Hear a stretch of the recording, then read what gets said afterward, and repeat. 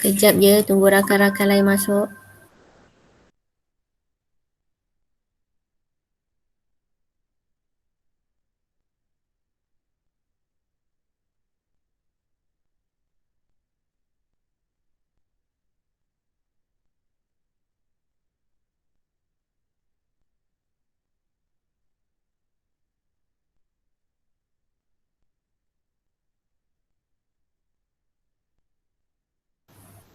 Okey, kita teruskan pembelajaran kita pada hari ini. Okey, Assalamualaikum warahmatullahi wabarakatuh. Waalaikumsalam. Waalaikumsalam. Okey, terima kasih. Okey, sebelum kita mulakan pembelajaran kita pada hari ini, ada apa-apa persoalan? Tak ada. Okey. Kalau tak ada, kita teruskan pembelajaran kita pada hari ini iaitu kita teruskan pada peranan usahawan dan peranan agensi. Okey, awak boleh buka muka surat 217, start 217, bab 5. Okey, saya sharekan.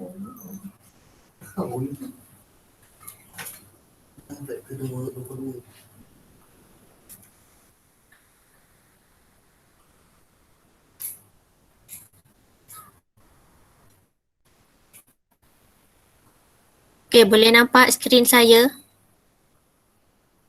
Boleh. Boleh. Okey, kita teruskan. Sebelum tu, awak bacalah doa dulu sebelum belajar. Okey, kita masih lagi dalam bab 5 iaitu perniagaan dan keusahawanan. Okey, standard pembelajaran kita pada hari ini iaitu 5.1.5 iaitu menghuraikan peranan usahawan. Yang kedua 5.1.6 mengenal pasti agensi-agensi yang membantu pembangunan usahawan. Yang terakhir 5.1.7 iaitu menghuraikan peranan agensi-agensi dalam membantu kejayaan pembangunan usahawan. Okey, awak dah tahu apa itu maksud peniaga, perniagaan, usahawan, keusahawanan. Awak semua dah tahu kan maksudnya. Lepas tu awak dah tahu juga ciri-ciri usahawan abad ke-21. Saya pun dah bagi borang untuk awak lakukan aktiviti secara individu untuk senarai semak awak ni mempunyai seorang usahawan ataupun tidak, kan? Okey. Seterusnya kita nak tahulah ni, nak masuk dah peranan usahawan. Yang pertama, dengar tak suara saya? Dengar. Okey, dengar ya. Okey, yang pertama ni mewujudkan peluang dan pekerjaan. Ini iaitu mengurangkan kadar pengangguran. Okey. Usahawan untuk cari seorang usahawan tu peranannya untuk mengadakan sekejap dia masuk.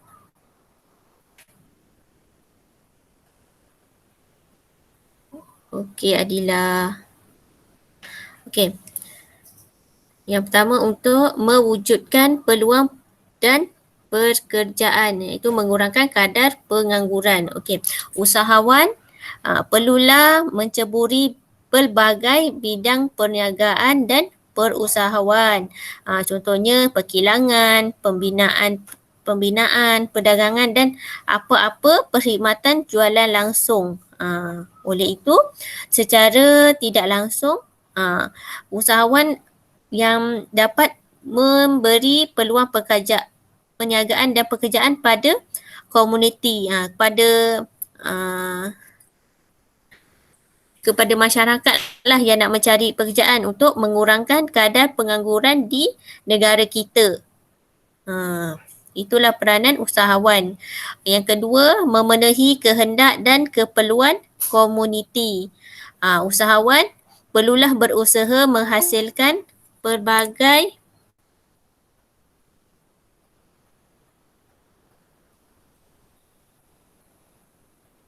perlulah berusaha mempelbagaikan jenis barang dan perkhidmatan yang dapat memenuhi keperluan dan kehendak komuniti yang pelbagai untuk meningkatkan keselesaan hidup. Contohnya kenderaan, barang-barang dapur, untuk meningkatkan apa yang kita masyarakat nak, usahawan kena fikirkan.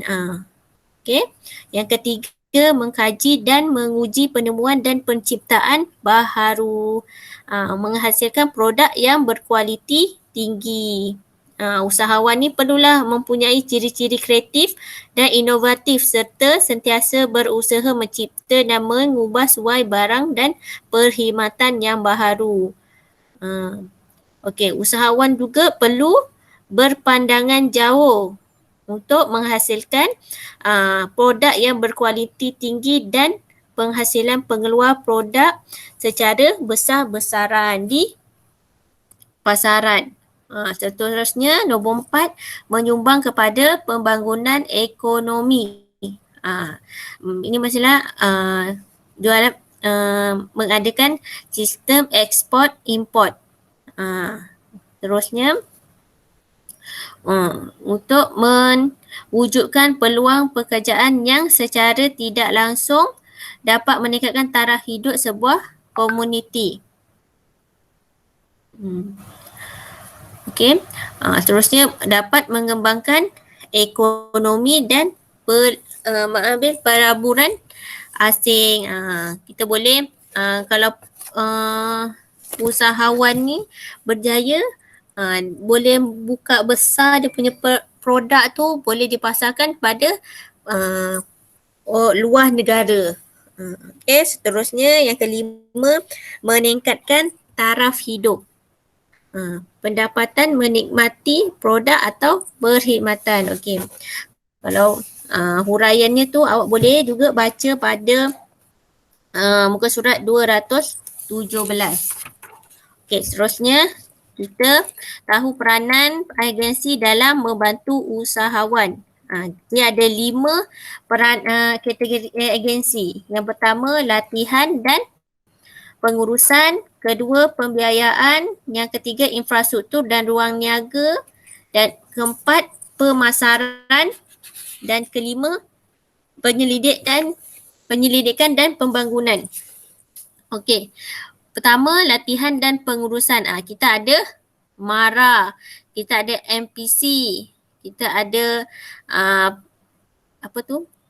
Perbadangan Industri Kecil dan Sederhana, dan MEDEC, Pusat Pembangunan Usahawan Malaysia. Sini merupakan peranan-peranannya. Seorang bacakan peranannya.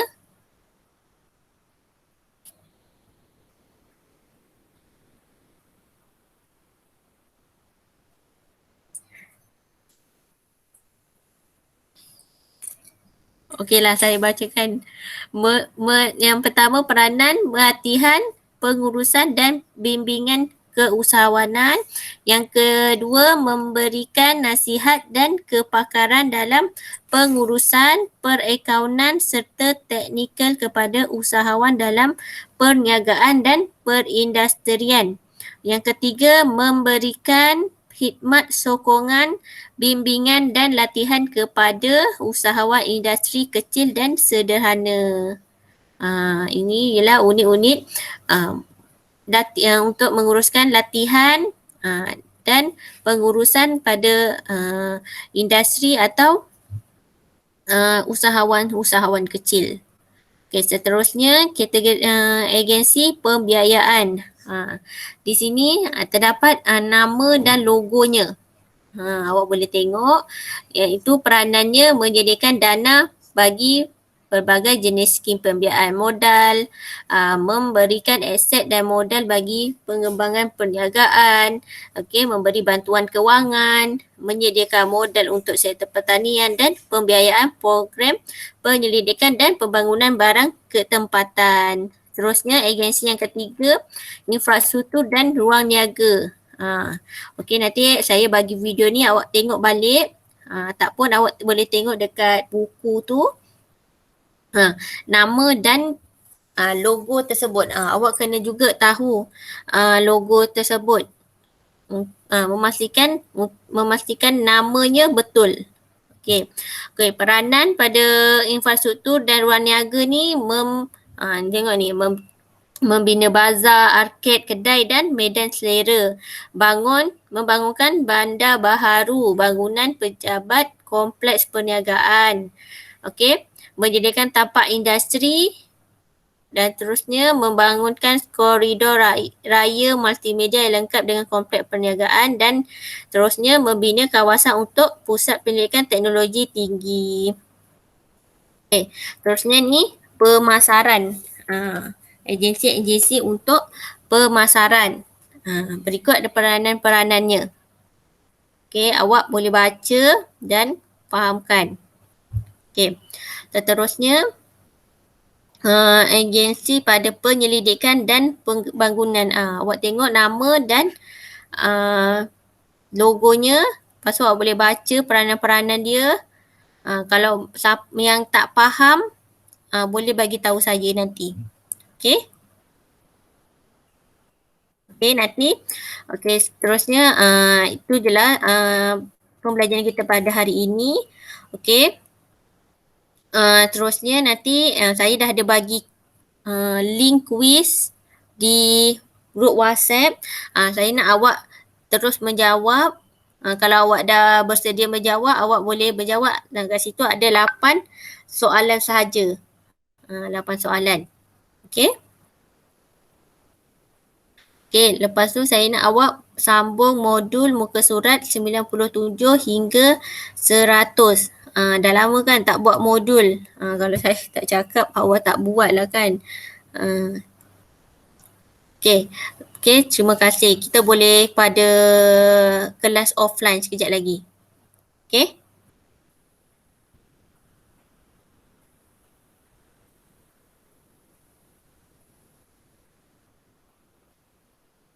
Boleh semua?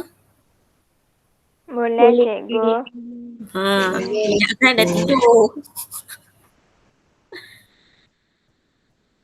Okey dah.